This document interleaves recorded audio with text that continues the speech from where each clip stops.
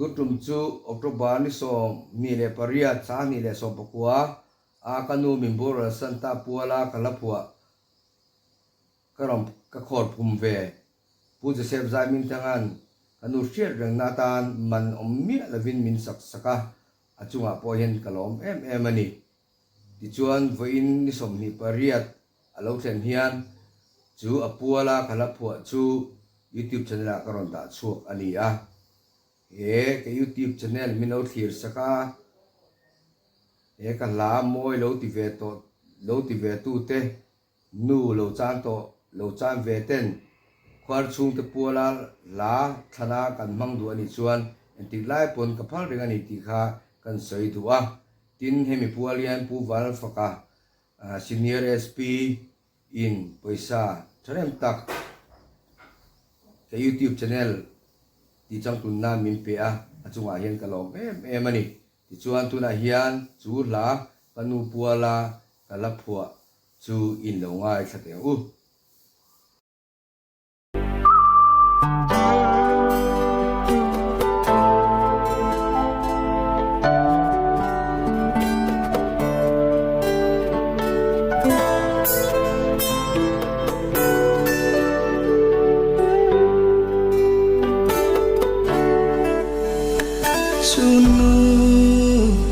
From Darian itan ni khan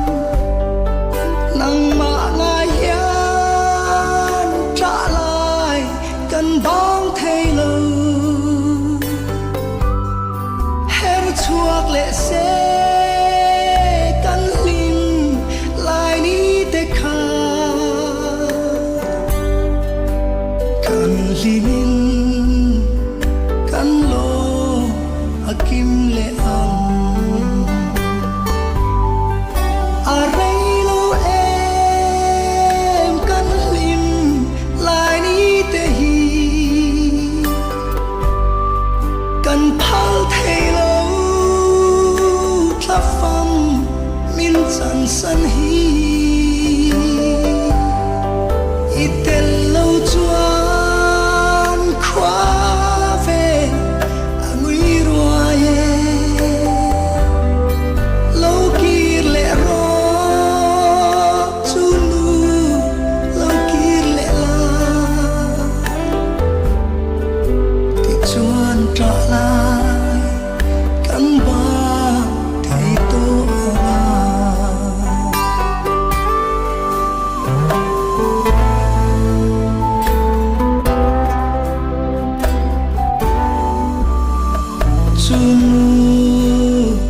From Darian itan ni khan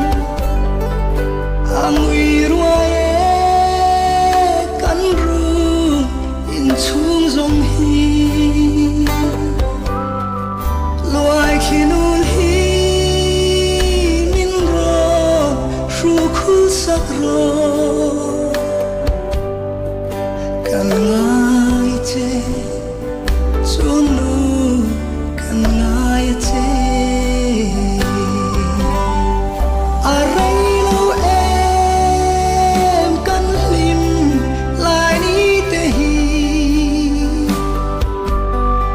cần phal thầy lâu thắp phong min chân sân hi itel lâu chua